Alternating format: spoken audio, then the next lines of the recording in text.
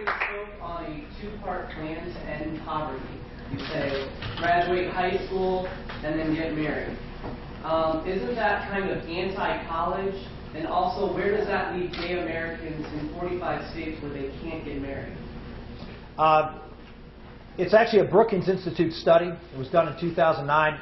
The guy that I worked with in the Congress actually was one of the folks who put that study together. And it says, not that college is not better, but the minimum you have to do. Obviously, you can go to higher education. Of course, as I mentioned before, this economy, without question, rewards folks with higher education more than those who don't. But we're talking about staying out of poverty. And what Brookings said was, and they did this survey, and they found out that if you graduate from high school, you get married before you have children, and of course you work. I mean, that's sort of a given. You have to work. If you do those three things, the third one is obvious, and I didn't mention it before, there's a 2% chance you'll be in poverty. 2%. That's what they found out. 77% chance that you will be above $50,000 in income.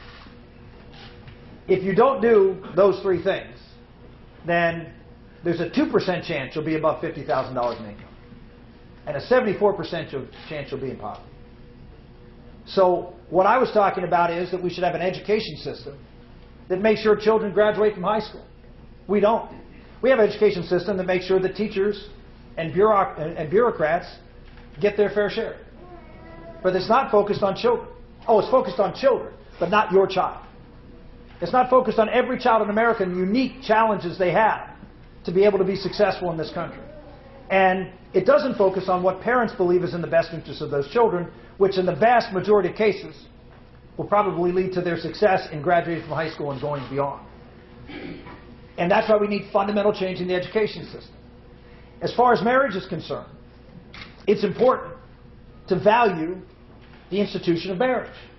Because the institution of marriage is where men and women bond together for the purposes of having and raising children and giving children their birthright, which is a mom and a dad.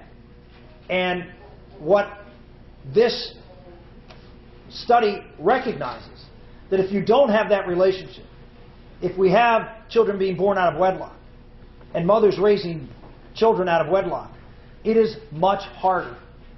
It's not to say that, and I say this all the time and it's true, that moms, and it's mostly moms who are raising these children, that moms aren't heroic and they're doing the absolute best job they can. The vast majority of these mothers do, but it's harder. You're doing the job of two people. You're doing the job of providing and caring and nurturing. It was made for two people. It was made for a man and a woman. Why? Because men and women bring different things to the equation in raising children. I have a lot of experience in that. We have 7 children. And I can tell you that my wife brings a very different thing to our children's growth and development than I do. Because we are different. It's not just we're different because we're different people, because we're different because we're husband and wife, male and female. And there are different attributes and qualities that go with that. Yes, true. It's the way God made us. And so what we need to have is a society that promotes that. Because that has an intrinsic value that is better than every other relationship. Other relationships are important in our society. My relationship with my aunt, my relationship with my friends, my relationship with my folks I worked in business. All of those are important relationships.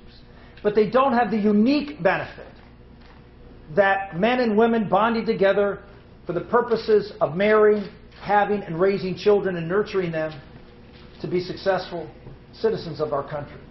That's why we should focus and promote marriage as something that is a good.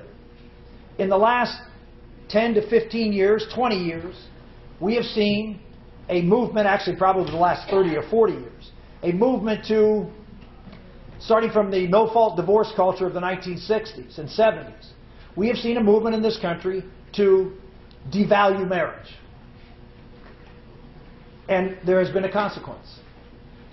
The consequence is 30 years ago, 71% of the people in this country over the age of 18 were married. Today it's 51%.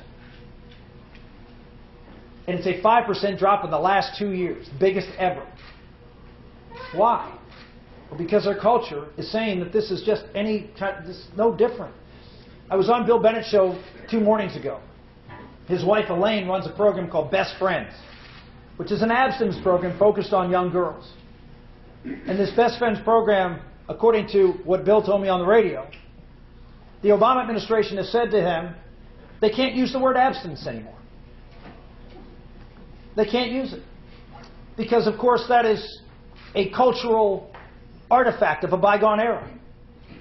And therefore, you can't promote that. You can't promote traditional marriage because it is one of a variety of different lifestyles, and it's no better or worse than any other lifestyle, which is simply not the case. I love it when the left says, quit trying to impose your morality on us. What's that? That's their morality. And they're now imposing it on us. The idea that this is a morality that may not be based in faith does not make it more legitimate than one that may be based in part in faith. But in their eyes, it is different. They want to drive faith and moral conclusions that come from faith out of the public square, out of the public law, and replace it with their values. Don't give me this idea that, oh, I hear this, oh, you're a moralist, you're trying to impose your values. Everybody's trying to impose their values. That's what America's about. You're trying to impose your values. You have every right to do so. Come into the public square. Make your case as to why same-sex marriage should be the law of the land. I have no problem with that at all. Make the argument. But accept the fact that other people who disagree with you don't hate people who disagree with them. They just happen to believe that marriage is a good that should be preserved. Not because we don't like anybody. It's because we actually think it's a beneficial thing to society and for men and women and children.